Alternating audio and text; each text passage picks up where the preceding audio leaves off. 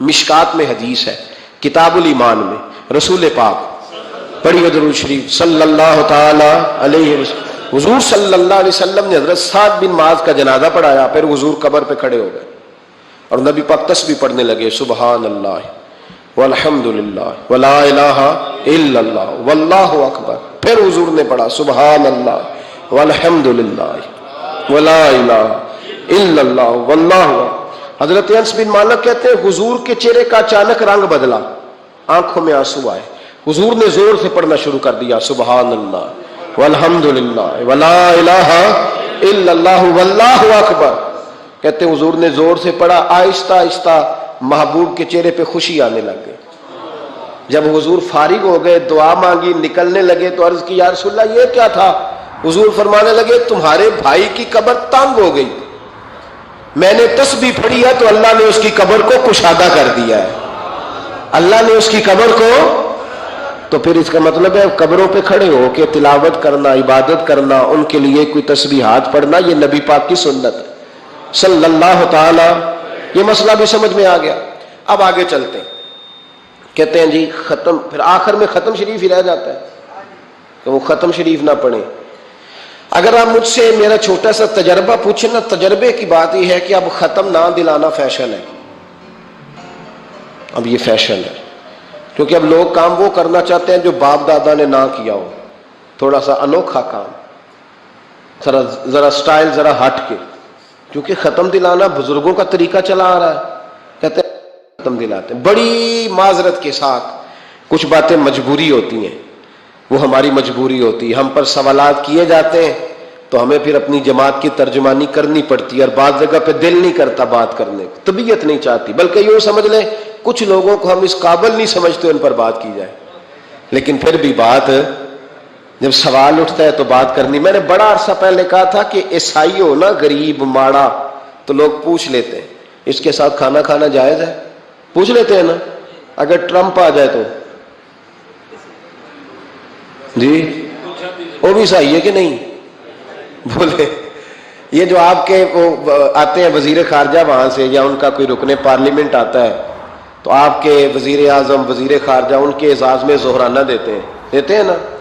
تو ٹیبل پہ کھانا لگا ہوتا ہے، ادھر ہمارا بیٹھا ہوتا ہے، ادھر ان کا بیٹھا ہوتا ہے. جائز ہے؟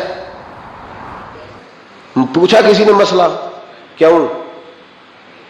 وہ تگڑا اس لیے پاکستان کا عیسائی ہو تو فتویٰ اور ہے، اور امریکہ کا ہو تو فتویٰ بولے صحیح کہہ رہے ہو. امریکہ والے عیسائی ہیں کہ نہیں؟ سارے عیسائی ہیں. تو ٹرمپ آ کے بیٹھ جائے سعودی عرب کے بادشاہ کے سامنے، چلو کھلی بات کر لیتے، اس کے ساتھ کھانا پینا جائز ہو جاتا ہے. اور اگر عیسائی ماڑا ہو، پاکستان کا ہو، مزدوری کرتا ہو، پھر سارے لوگ پوچھتے ہیں نا مسئلہ کہ حضرت صاحب عیسائی سے کھانا جائز ہے. تو میں نے کہا بھائی ٹرمپ کے ساتھ بھی کھانا ناجائز ہے. ناجائز ہے کیونکہ اسے پاکی پلیدی کا نہیں پتا. جن چیزوں کو آپ ناپاکی سمجھتے ہیں ان کو خبر ہی نہیں کیا کرنا ہے. ہوتا یہ ہے کہ جب اب دیکھیں نا، کچھ عرصہ پہلے لاہور میں ایک بڑا جنازہ ہوا تھا. وہ لوگ جو کہتے ہیں نماز جنازہ کے بعد دعا نہ کرو، حرام ہوتی ہے.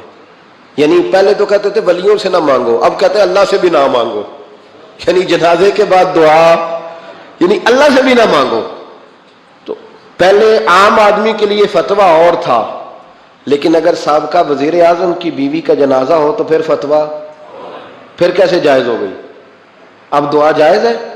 یہ ظلم ہے، یہ امت کے ساتھ یہ زیادتی ہے. ابو داؤد کی حدیث ہے، رسول پاک علیہ السلام نے فرمایا جب تم جنازہ پڑھ لو تو فخلصوا لہ الدعاء، پھر مرنے والے کے لیے مخلص ہو کے دعا مانگو. مانگنی چاہیے نا. لوگ افتراق پیدا کرتے ہیں، فرق نہ، یہ درست نہیں ہے. امت کے اندر یہ آپ نے بات یاد رکھنی ہے، ہمیشہ سے اولیاء کے آراس کا سلسلہ ہے، عرس منائے جاتے ہیں، ان پر ختمات شریف ہوتے ہیں. اب ختم شریف کے حوالے سے سن لیں. رسول کریم علیہ السلام نے ہمیں ایک دعا بتائی ہے کھانا کھانا. کہتے ہیں آگے کھانا رکھ کے قرآن شریف نہیں پڑھنا چاہیے. کھانا کا آگے رکھ کے آپ بسم اللہ شریف پڑھتے ہیں؟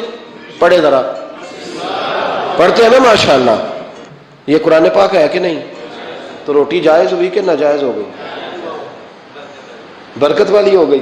بلکہ حضور نے فرمایا جو بسم اللہ نہ پڑھے اس کے ساتھ تو شیطان شریک ہو جاتا ہے. تو ہم تو بھائی ہر روٹی ختم پڑھ کے کھاتے ہیں. ایک آئے تو ہم ہر کھانے سے پہلے پڑھتے ہیں، تو آپ اس بات سے منع کر رہے ہیں، کہتے چلے جی آپ پڑھ لیں، آیتیں پڑھ لیں پھر دعا نہ مانگے۔ لو سن لو، سامنے کھانا رکھ کے دعا، کس بات میں الجھ گئے یار؟ امت کو بڑی بات بتاؤ، دنیا بڑی آگے چلی گئی، انہیں آگے لے کے جاؤ، تم کیا کر رہے ہو؟ کہنے لگا جی دعا نہ مانگے، توجہ کرنا میری بات پہ، کھانا آگے رکھ کے نہ مانگے۔ تو میں نے کہا تو سائڈ پہ رکھ کے مانگ لیا کر، کھانا دور رکھ لیا، دعا یہاں مانگ لی، ہمیں کوئی اعتراض، لیکن مانگا کر، دعا مانگا کر۔ اب حدیث مسلم سن لیں، صحیح مسلم کی حدیث ہے، رسول کریم علیہ السلام کے صحابہ تبوک سے واپس آ رہے تھے، اور وہ سینکڑوں میں نہیں ہزاروں میں تھے، کھانا ختم ہو گیا، پانی بھی ختم ہو گیا، صحابہ کرام نے مشورہ کیا اب اس طرح کرتے ہیں، ایک ایک اونٹ ذبح کرتے ہیں، ذبح کر کے اونٹ پکانا شروع کرتے ہیں۔ ختم شریف کی بات عرض کر رہا ہوں کیونکہ اب ختم ہو گیا، سارے جمع ہو کے حضرت عمر کے پاس گئے، کہنے لگے حضور اس طرح کریں، ہم ایک ایک اونٹ اب ذبح کریں گے اور اسے کھائیں گے۔ حضرت عمر فرمانے لگے اونٹ ذبح کر لو گے تو سواری کس پہ کرو گے؟ کہ حضور پھر کیا کریں؟ فرمایا جتنا جتنا کھانا تمہارے پاس ہے نا میرے پاس لاؤ۔ کسی کے پاس اتنی سی کھجوریں تھیں، کسی کے پاس آدھا کلو سرکہ تھا، کسی کے پاس چند بچے ہوئے ٹکڑے تھے، سارا کچھ حضرت عمر کے پاس لائے۔ جناب عمر نے اپنی چادر میں، اپنے صافے میں سارا کچھ باندھا، سیدھے دروازہ رسول پہ پہنچ گئے، نبی کریم علیہ السلام کے آگے کھانا رکھ کے، آگے لنگر رکھ کے حضرت عمر کہنے لگے یا رسول اللہ ذرا برکت کی دعا کر دے۔ ہزاروں میں لشکر ہے، یہ نظریہ ہے جناب عمر فاروق کا، یہ طریقہ ہے حضرت عمر کا، نہ اس طرح کرو، امت کو نہ لڑاؤ۔ میرے رسول کریم علیہ السلام کے غلام نے، حضرت عمر نے کھانا آگے رکھا تو حضور مسکرائے، وجہ حضور کہنے لگے عمر تو تہ تک ہی پہنچ گیا ہے۔ حضور مسکرائے اور مسکرا کے محبوب نے ہاتھ اٹھائے، دعا فرمائی۔ حضرت عمر کہتے ہیں جب میں اٹھا کے لے گیا تو وزن اس کا اتنا ہی تھا، جب میں لایا تھا جتنا وزن تھا، وزن بعد میں بھی اتنا ہی تھا۔ فرماتے ہیں میں نے وہ کھول دیا، اتنا سا کھانا تھا، میں نے کہا لو بھی کھاتے جاؤ۔ کہنے لگے ہزاروں کے لشکر میں کھا لیا، کھانا پھر بھی بچ گیا۔ فرمانے لگے واپس مدینے آنے تک ہم کھاتے رہے پر وہ کھانا ختم نہیں ہوا۔ یہ ہے کھانا آگے رکھ کے دعا کرنے کی برکت، یہ ہے کھانا آگے رکھ کے، یہ دعا کرنے کی برکت ہے، کھانا آگے رکھ کے۔ درویشوں کا لنگر کبھی ختم نہیں ہوتا، درویشوں کا لنگر کن کا میں کن فصلہ ٹے کن ہووے بخت سولا، دنیا آوے کھا کھا جاوے راضی ہووے بلا۔ درویشوں کا کبھی لنگر